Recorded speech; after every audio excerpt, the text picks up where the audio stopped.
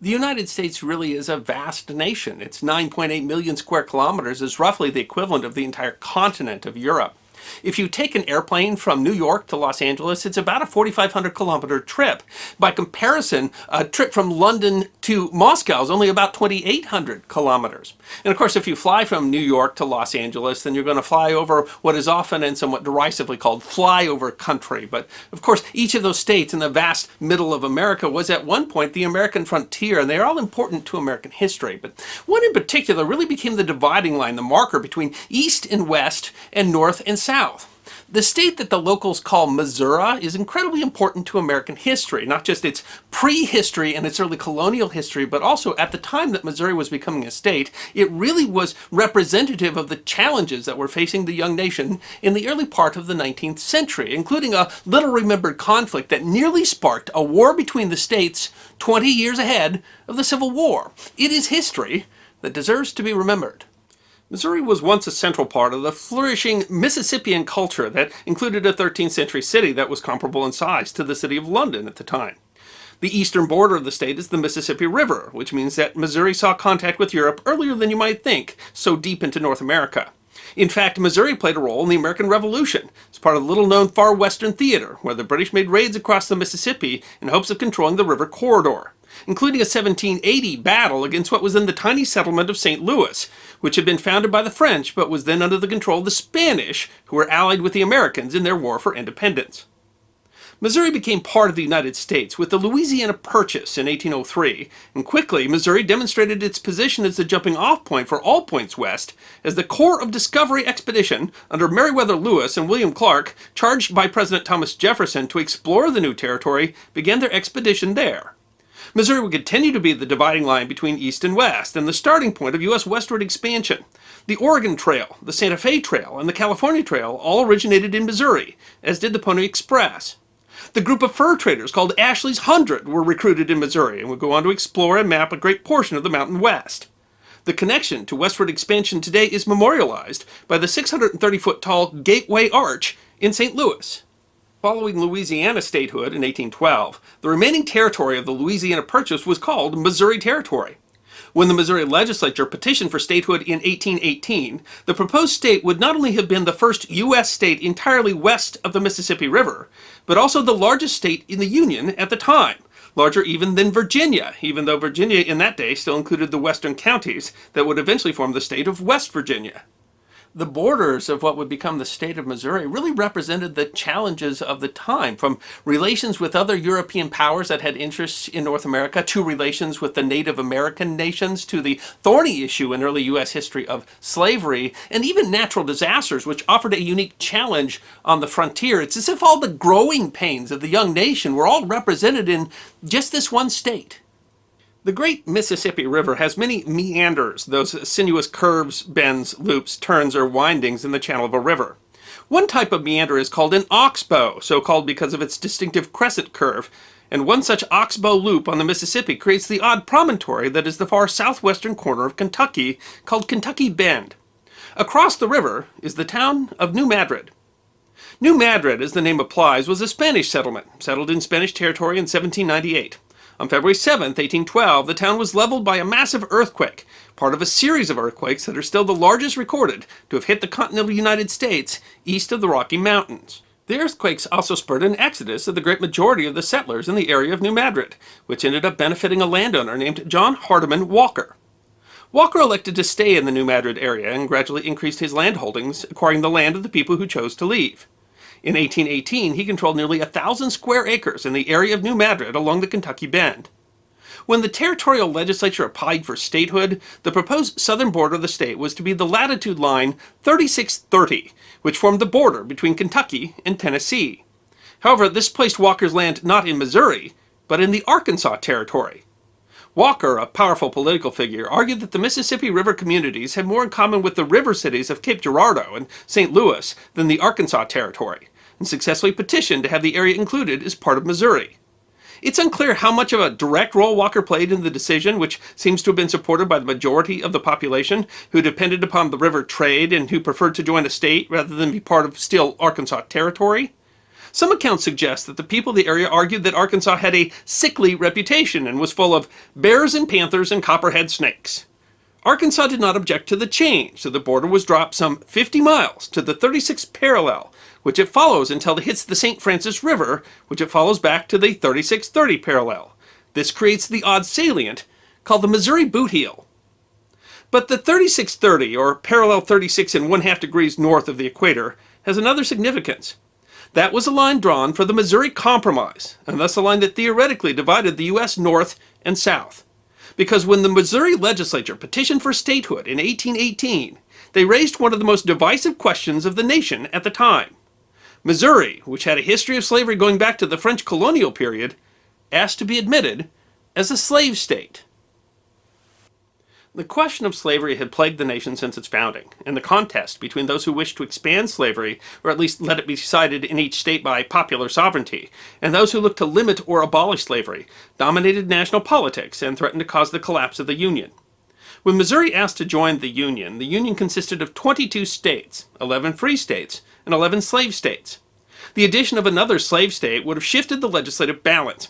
In essence, the Missouri Compromise, struck in 1820, allowed the entry of Missouri as a slave state, under the condition that Maine, which had since 1677 been the huge northern section of Massachusetts, be allowed entry into the Union as a free state, thus maintaining the balance of power.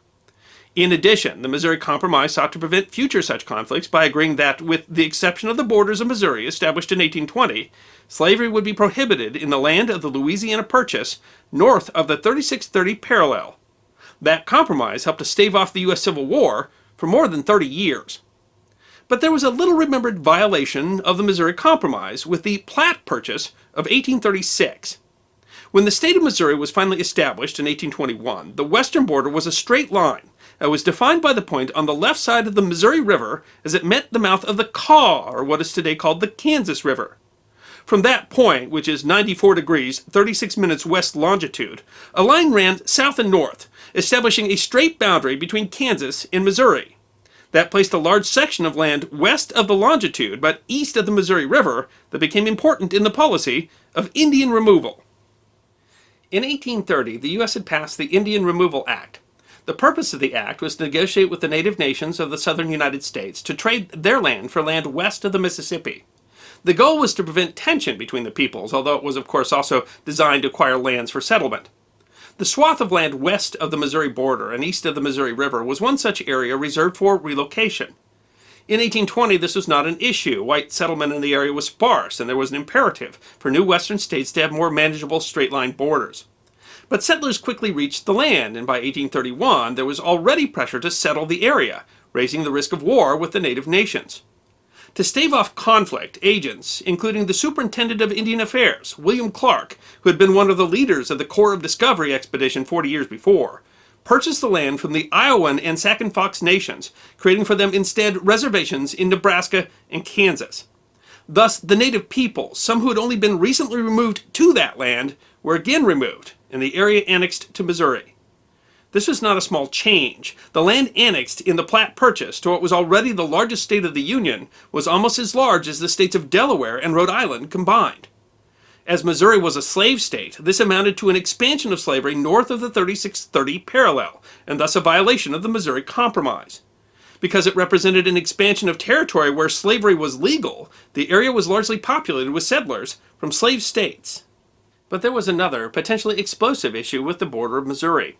The northern border had been defined in 1808 and 1815 treaties with the Osage Nation as the parallel of latitude which passes through the rapids of the River Des Moines. But the first attempt to survey the border in 1818 by surveyor John T. Sullivan went a tad awry. Sullivan apparently made an error by failing to account for the difference between magnetic and true north, and his line strayed northward, thus creating a slightly curved line. Then, when he reached the River Des Moines, he found no rapids. In reality, the latitude to which the treaty likely referred was the Des Moines Rapids of the Mississippi River, which was south of the Sullivan Line. Still, Sullivan defined a slightly less than straight line called the Sullivan Line. By 1837, the land along the border was being settled, and Missouri sent another surveyor to clarify the line. The surveyor, John C. Brown, started from the east end at the Des Moines River. However, finding no rapids that seemed to fit the treaty, he traveled north along the river until he found, in the generally calm river, a ripple that he decided, apparently rather randomly, presented the latitude defined in the treaty. Brown's line was, thus, about 9.5 miles north of the Sullivan line. This created a strip of disputed land at the border of the state of Missouri and the newly created territory of Iowa. Determined to maintain the Brown line, the line most advantageous for Missouri, Missouri Governor Lilburn Boggs ordered Missouri officials to travel north to the Brown line and collect Missouri state taxes, hoping to cement his claim. Meanwhile, the governor of Iowa Territory, Robert Lucas, ordered officials to protect the state down to the Sullivan line. Thus, when the sheriff of Clark County, Missouri, traveled north to collect taxes, he was arrested and jailed by the sheriff of Muscatine County, Iowa, on the charge of usurpation of authority. Angered, now both governors called upon units of the state militia to defend their interests, and Missouri and Iowa looked to be heading for a shooting war. The Iowa militia was brand new, and the men involved reportedly showed up with an odd assortment of weapons that included old blunderbusses, farm implements, and what was described as a sausage stuffer. The Missouri unit was a cavalry unit, and they were so ill-supplied that they had to rob a store in Missouri, which later had to be reimbursed for the loss. Fortunately, the leader of the Missouri militia, Major General David Willock, refused to start a war over an issue that should be decided by Congress. By the time the Iowa militia arrived, both states had agreed to allow Congress to decide the matter, and the Missouri militia had already gone home. Before they left, however, the disgusted Missouri militiamen had already killed both Governors Boggs and Lucas in effigy by hanging up 2 pieces of venison and shooting them with their muskets. Sandy Gregory, the Missouri sheriff who had been detained, was released, and the charges eventually dropped. The entire affair later was given a name over an event that may never even have occurred. According to legend, a tax collector from Missouri traveled north of the Sullivan line and cut down 3 or 4 hollow trees filled with honeybees, claiming the honey as partial payment for the supposedly due taxes. Thus, the Iowa-Missouri War is usually called the Honey War. The border wasn't finally settled until 1849, when the issue Missouri versus Iowa reached the United States Supreme Court. The court finally decided to go back to the original, yet clearly flawed, Sullivan line. It seems strange that just one U.S. state would have so many border disputes and changes that so represent the issues that were facing the nation at the time. But remember again, the United States is a very large nation. Missouri is the 21st largest state by size and the 18th largest state by population, but it is still larger than Greece and has a population bigger than Denmark. It played important roles in early U.S. history, in the American westward expansion, and during the U.S. Civil War. Something to keep in mind the next time that you fly over.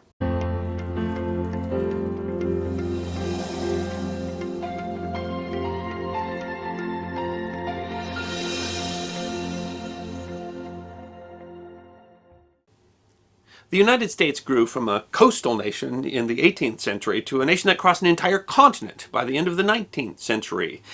Absorbing, conquering, and otherwise acquiring land. And organizing all that land was a process that was fraught with politics and often underhanded dealings with Native American tribes.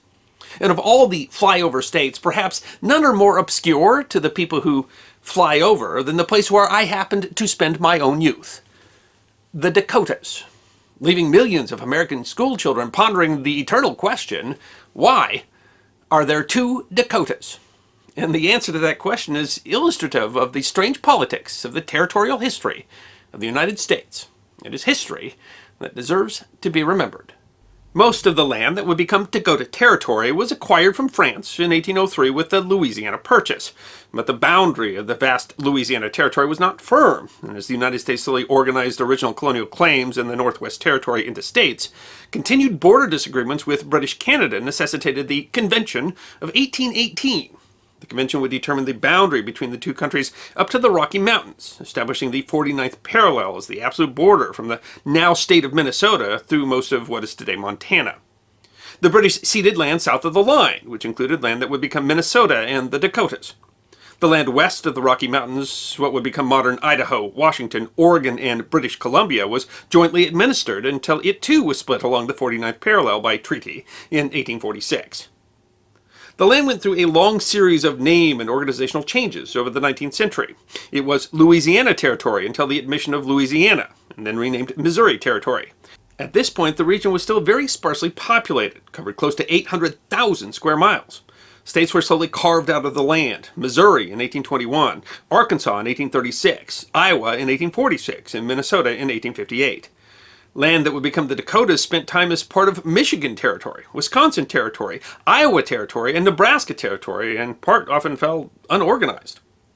The land was at the time technically off limits to white settlers and was the source of conflict between Native Americans and the U.S. government. In negotiations with the Yankton Sioux, the government negotiated the Yankton Treaty, which ceded 11 million acres of what would become South Dakota to the United States. Sioux leaders were concerned that the treaty would only lead to more white settlement, which it did, but saw little choice. The Yankton Sioux were removed to the 460,000-acre Yankton Reservation. As states seceded from the Union, the Dakota Territory was finally organized in 1861, in part thanks to the lobbying of John Blair Smith Todd, a cousin of President Lincoln's wife. Lincoln installed the territory's first governor, William Jayne, an old friend and personal physician of the president from Springfield, Illinois. The new territory encompassed all the land that would eventually become the Dakotas, most of Montana and parts of Wyoming and Idaho, and Yankton was chosen as the territorial capital.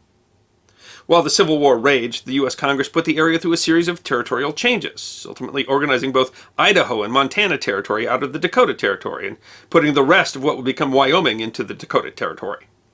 This defined most of the western boundary of the Dakotas. Finally, in 1868, Wyoming Territory was formed and the Dakotas' boundaries were fully defined.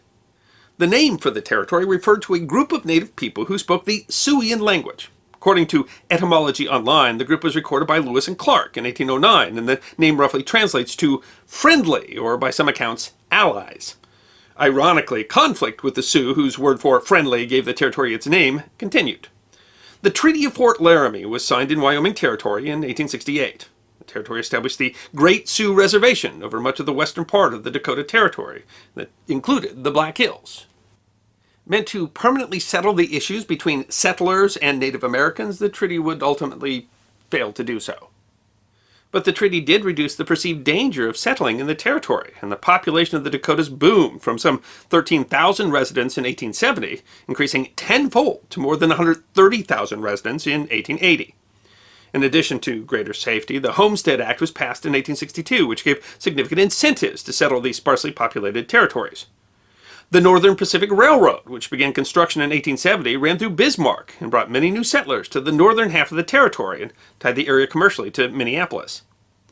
The northern part of the territory was much less settled than the southern half. In 1880, 98,000 of the 130,000 settlers in the territory lived in what would become South Dakota, while less than 40,000 lived in the north. The South was tied by trade more firmly to the Missouri and Big Sioux rivers and the trading centers of Sioux City, Omaha, and even Chicago. Kimberly Porter, a professor of history at the University of North Dakota, summed up the growing divergence between the two regions when she said simply, the South did not like the North. And that's a rivalry to which I can personally attest was still going strong in the 1970s. She continues that the South seemed to think that the North was too controlled by wild folk like cattle ranchers and fur traders and was more dangerous than the comparably more civilized South. Again, arguments that are still being made today. Territorial governments were often ineffective as well. Most of the territorial legislators in the far-off territories were carpetbaggers, friends of Congress members in D.C. who were appointed to represent the territories and generally only lived in those territories as long as they served their terms.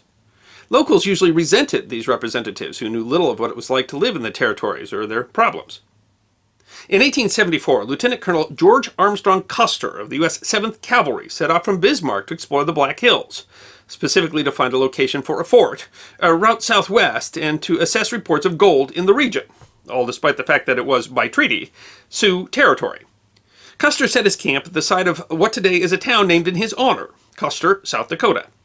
Civilians with the expedition sought gold. Exactly how much they found is unclear, as is who discovered the gold first. William McKay, a miner with the expedition, wrote that he had found gold one evening, taken from the gravel and sand in the bed of the creek, on washing found to contain from 1.5 to 2 cents, which was the first gold found in the Black Hills. The discovery immediately set off a gold rush, which peaked in 1876 and 1877 and brought a huge number of settlers to the region. The most valuable discoveries came when miners recovered significant amounts of gold in the Deadwood and Whitewood creeks. And while the creeks only produced eroded placer gold, the sources were eventually found, including a large amount of gold near Lead, South Dakota. The gold rush would lead to the Great Sioux War of 1876, in which Custer was killed at the June 1876 Battle of the Greasy Grass, and after which the U.S. government would annex the Black Hills and permanently establish reservations for the Sioux. Possibly the greatest source of friction between the South and the North was over the choice of capital. Initially, the town of Yankton was chosen because it was a good trading port, and it sat along the Missouri River, which connected the region to trading partners throughout the United States. The town had a river landing that stretched along the town's entire riverfront. Yankton was also at the extreme southern border of the territory, putting it far away from the residents in the north, but relatively closer to traders and politicians traveling from the east. Yankton became South Dakota's second largest city, and in 1872 welcomed a railroad. But then, on March 27, 1881, it was literally crushed. The state had seen a particularly harsh winter, with a serious mid-October blizzard as part of the famous 1880 to 1881 long winter.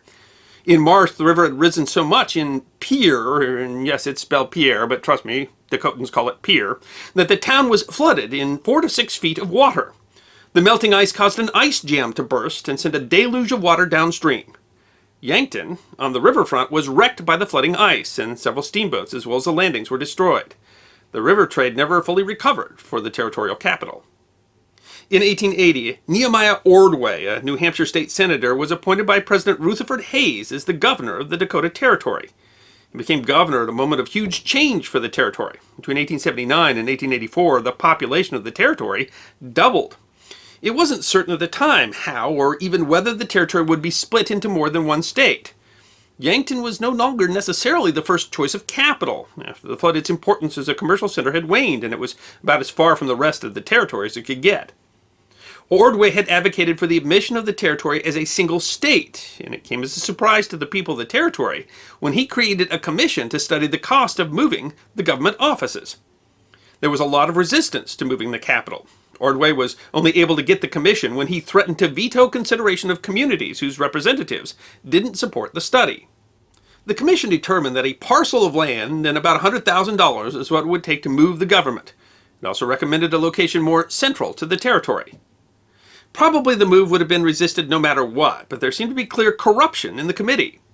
3 of the commission members were affiliated with the Northern Pacific Railroad, and member Alexander McKenzie was a political agent of the railroad and sheriff of the town of Bismarck. Ordway was further influenced by Henry Villard, president of the railroad company. When word came out that Bismarck, a Northern Pacific Railway hub, was being considered, resistance exploded. A meeting in Sioux Falls vowed to demand the removal of Ordway. One paper wrote, "Individually, we were in favor of the removal of the capital, but wanted to see it done honestly." The Black Hills Weekly Times declared it the capital removal swindle. The article went on to accuse the legislature of selling the choice of capital to whoever paid the $100,000, which would allow them to choose a site where the territorial government would be forced to buy 160 acres of land nearby. 160 acres that would be conveniently owned by, say, Northern Pacific Railroad. 12 different towns bid for the capital, but it seems that Bismarck was the choice all along. Bismarck offered 320 acres to the government. That didn't end the controversy. As part of the removal process, a meeting had to take place in Yankton, and the citizens there got a court order to prevent that meeting from taking place. Ordway and others got around the predicament by holding the meeting on a rail car as it passed through Yankton. While Ordway set about getting the capital moved, some government offices refused to leave, including the Treasury and the Supreme Court.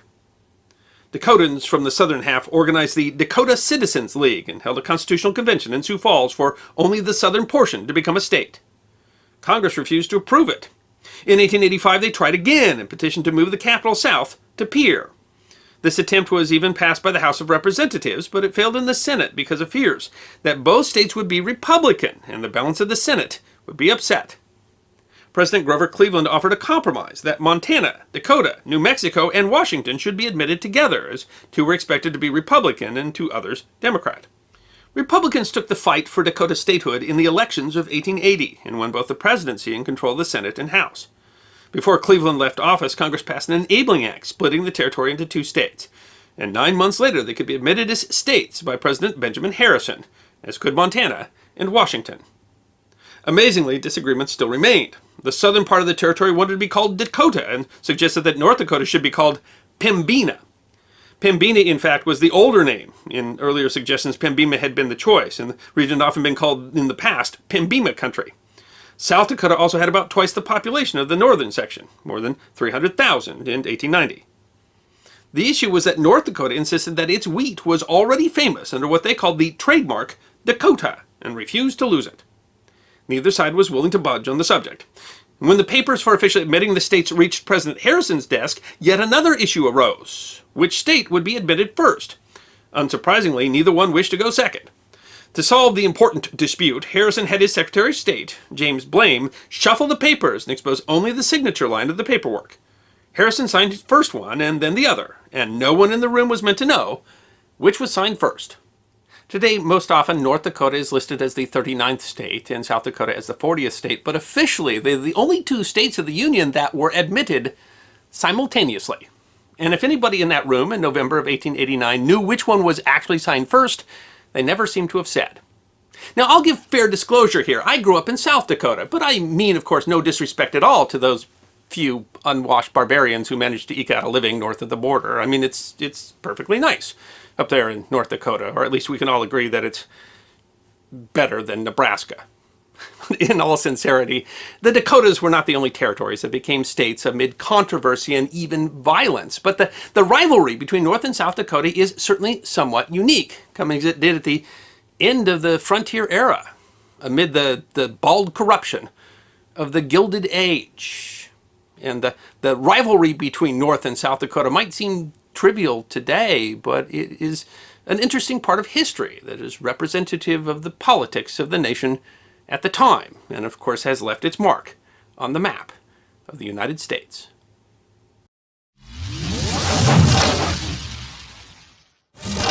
It is March 13th, and 346 years ago today, the Massachusetts Bay Colony made a novel purchase. Boston Magazine explained in 2014.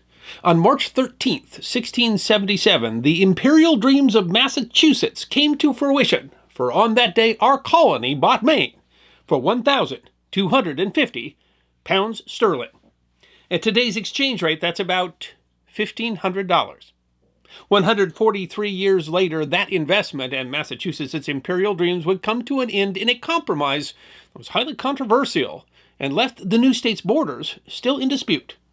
The story of how we made the 23rd state of the Union deserves to be remembered. The original European discovery of the area that now constitutes the U.S. state of Maine is a matter of dispute. There are persistent rumors that the area was explored by Vikings. In fact, the history of Maine, presented on the official website of the state, maine.gov, writes that 500 years before Columbus discovered America, Leif Erikson and a crew of 30 Viking sailors are believed to have explored the Maine coast and may have landed and tried to establish a settlement there. An 11th century Norwegian coin unearthed at a Native American site in Maine in 1957 might be evidence that Viking explorers made it as far south as Maine. However, it may also be the result of Native American trade network. Discovery.uk explains the fact that there hasn't been a single Norse or Viking artifact found in Maine before or since suggests that the answer to the question, were there Vikings in Maine, is highly unlikely. A 1497 visit by Italian explorer John Cabot on behalf of English King Henry VII might have gone as far south as Maine, and Portuguese and English fishermen may have been fishing in the Gulf of Maine in roughly the same era.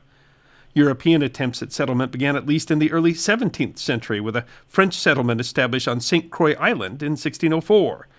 And the settlement, however, didn't last. Maine History Online explains, scurvy, severe cold, and shortages of fuel, wood, and fresh water caused terrible suffering. And in spring, 1605, the survivors moved their post to Port Royal, on the southern tip of Nova Scotia.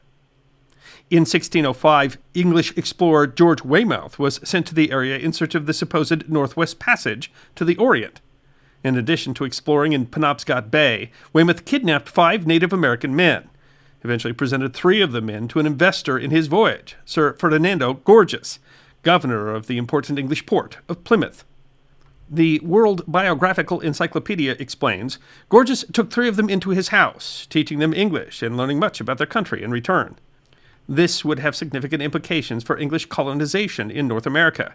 Gorges would later write, Captain George Weymouth, having failed at finding a northwest passage, happened into a river on the coast of America called Pemaquid, from whence he brought 5 of the natives, 3 of whose names were Menida, Selwaros, and Tasquantum, whom I seized upon. They were all of one nation, but of several parts and several families. This accident must be acknowledged the means under God of putting on foot and giving life to all our plantations. Gorges became an enthusiastic advocate of English colonization in North America, so much so that some historians refer to him as the father of English colonization in North America. Although, of course, the kidnapped native men that inspired Gorges were proof that the land was occupied before the English decided to settle it, and their kidnapping would have consequences for relations between English settlers and the native peoples. Gorges became a major investor in a significant settlement near the mouth of the Kennebec River called Popham. The colony, the subject of another episode of The History Guy, found some success but was abandoned after only 14 months. Its failure, however, did not discourage Gorges. On 10 August 1622, Gorges, along with Captain John Mason, received a land grant from the Crown's Plymouth Council for New England, granting them all that part of the mainland in New England, lying upon the seacoast betwixt the rivers of Merrimack and Sagadahoc, and to the furthest heads of the said rivers, and the said Sir Fernando Gorges and Captain John Mason, with the consent of ye President and Council, intend to name the province of Maine. This appears to be the first written example of the use of the name Maine to refer to the area, and it isn't exactly clear why the name was chosen. Gorges seemed to never have provided a written explanation. At least 4 explanations have been proposed. The most popular explanation is that the name was a reference to the French province of Maine and offered a compliment to Queen Henrietta Maria, the French wife of King Charles I. A 2001 joint resolution by the Maine state legislature supported this theory, writing, "The state of Maine is named after the province of Maine in France." But despite the legislature's approval, part of a resolution recognizing Franco-American Day, the conclusion is dubious, as Kath Gutton, author of U.S. State Names, explains. The name Maine was bestowed by Gorges in 1622, 3 years before Henrietta Maria became Queen of England in 1625. Another theory is that the area was simply seen by fishermen in the Gulf as being the mainland. While the term was quite commonly used, it's unclear why it would be applied only to this particular piece of land. It may have been a reference to the Orkney Islands, where Mason had served in the Royal Navy. The main island in the Orkney Islands was called Mainland. But Gutton prefers an explanation advanced by Maine historian Carol B. Smith Fisher, that the name is a reference to the ancestral home of Gorges, a village in Dorchester, listed in the Domesday Book of 1086 as being called Maine. Thus, Gutton notes, the implication derived from Smith Fisher's theory is that just as Gorges's ancestors settled in, or perhaps even founded, the town of Maine in England upon their arrival from France in the 11th century, so did he establish the colony of Maine in North America for the further propagation of the Gorges family. Simply put, none of the theories have been proven, but when the charter was confirmed in 1639, it included the stipulation that it shall forever hereafter be called and named the province or county of Maine, and not by any other name or names whatsoever. In 1629, Gorges and Mason divided the land, with Mason getting the section to the south, which he named New Hampshire, and Gorges's portion retained the name Maine. Gutton writes, while they initially had little success in colonizing, Gorges and Mason took pains to maintain control of their patents and land grants in New England. Despite his enthusiasm, which included investing a significant portion of his own wealth, Gorges would never see the land he named. A royalist in a time of increasing tensions between the king and Parliament, he was constantly subject to investigation by Parliament. In 1635, Parliament disbanded the Plymouth Company. In his 2010 book, Hidden History of Maine, author Harry Gratwick writes that Gorges lamented, "I have spent the flower of my life in promoting new settlements on a remote continent." When Gorges finally made plans to cross the ocean to see these lands in 1645, Gratwick writes that as his ship was being launched, it rolled over on its side and broke apart. Fernando Gorges, he writes, who had devoted 40 years of his life to colonizing Maine, was never to set foot on its shores. He continues, with the coming of the Civil Wars and the fall of Charles I, Sir Fernando's world fell apart. He died in 1647, a broken man of almost 80. The next year, the king was executed. His death, however, was seen as an opportunity in the New World. In his 1970 work, Maine Becomes a State, the movement to separate Maine from Massachusetts, author Ronald Banks explains, Not only did the triumph of Cromwell kill this dream of Gorges, it also produced a power vacuum in Maine, into which the avaricious Puritans of Massachusetts Bay were only too anxious to rush. Boston Magazine writes, shortly after his death, Massachusetts struck. Gratwick writes, in 1652, with Gorges no longer around, the colony's leaders in Boston decided to seize the moment. Massachusetts Bay revised its charter and extended its boundary eastward to Casco Bay. Shortly after this, the boundary was extended to Penobscot Bay. Maine had been absorbed by the Massachusetts Bay Colony. But, Boston Magazine notes, like any occupation, this didn't necessarily go over well with the settlers of Maine, or leaders in England, to say nothing of the Native Americans. Massachusetts, however, settled the issue on March 13, 1677, purchasing Maine from Gorges's heirs. The deed states, "The said Ferdinando Gorges, for and in consideration of the sum of 1,250 pounds of lawful English money, doth grant bargain and sell all that county, palatine, part, portly, or portion of the main land of New England aforementioned, called or known by the name of the province or county of Maine." And Maine, still remote and sparsely populated, remained part of Massachusetts. During the Revolutionary War, Maine.gov explains, because of Maine's remoteness from the authorities in Boston and the Continental Congress in Philadelphia, the inhabitants received little military support, despite the proximity of the British across the border in Canada and constant pressure from the Royal Navy along the coast. While there were conflicts in Maine during the war, Maine.gov notes, the war for American independence was successfully fought and won elsewhere. The war, however, did aid the future U.S. state in a significant way, Guyton writes. During the American Revolution, the English had numerous designs on Maine, one of which proposed taking the territory between the Saco and the St. Croix rivers and calling it the province of New Ireland, and then making it available to loyalists escaping from the rebellious colonies.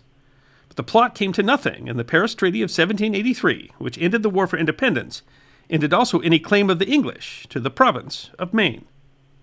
The Paris Treaty would again rear its head, but Maine, which after the Massachusetts Constitution of 1780 was partitioned as the Massachusetts District of Maine, was firmly a part of the new nation, if only as a remote district of Massachusetts, far from Boston.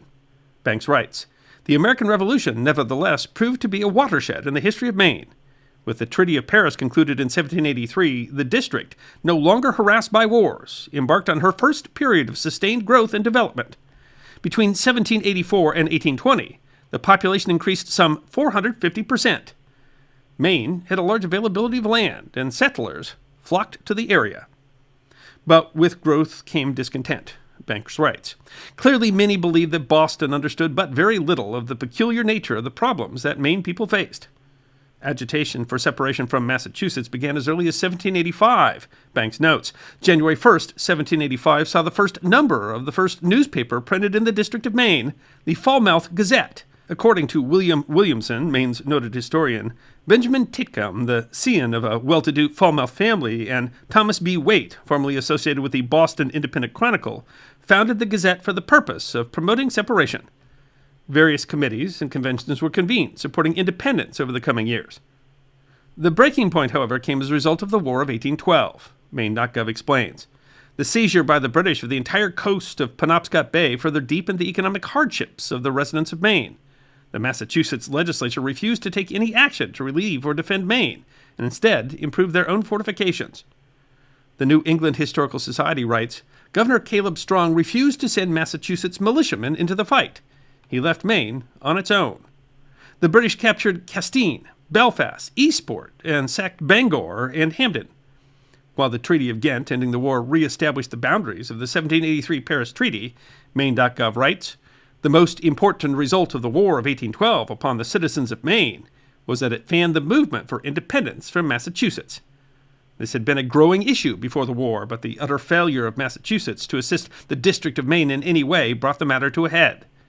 William King, who had been charged of the Maine militia, became the principal leader of the drive for statehood. But there was an obstacle: the coasting law of 1789. The New England Historical Society notes, coasting vessels, typically schooners, hauled cargo up and down the coast, much like trucks today carry freight on the interstate.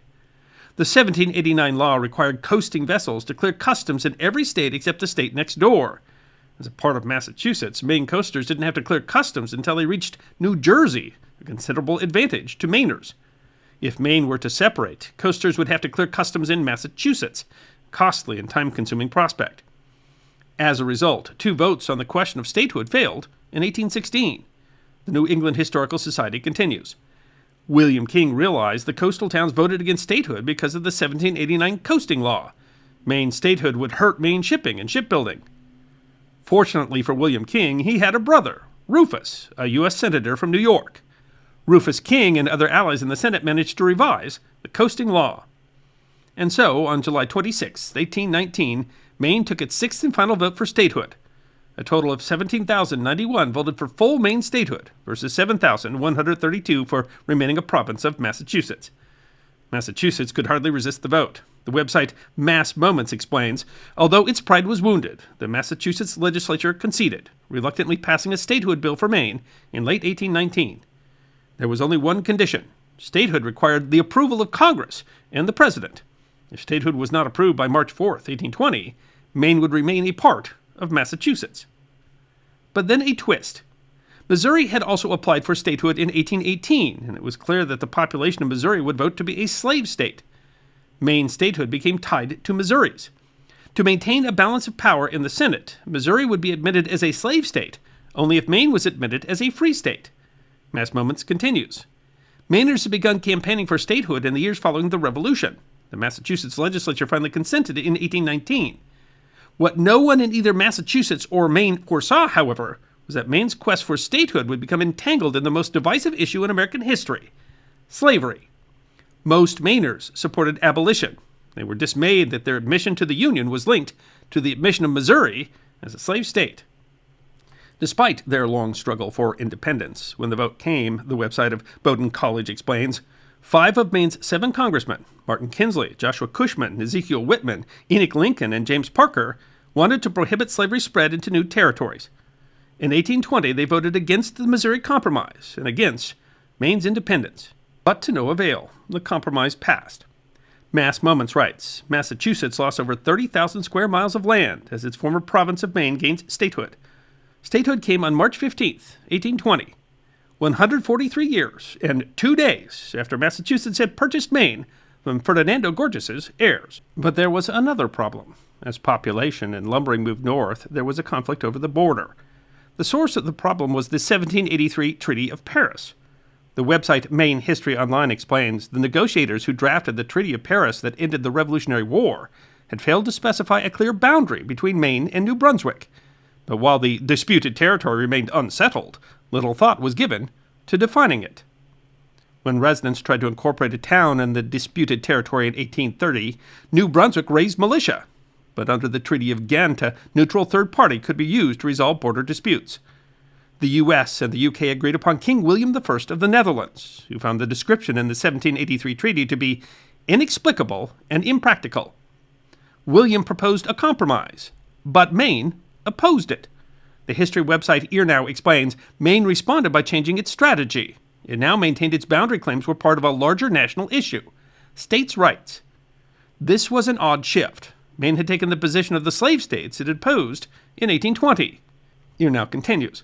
By aligning itself with slave states that were asserting states' rights to resist federal restrictions on slavery, Maine succeeded in getting the Senate to reject the Dutch king's decision. Without a compromise, the situation slowly escalated as both sides tried to claim timber rights.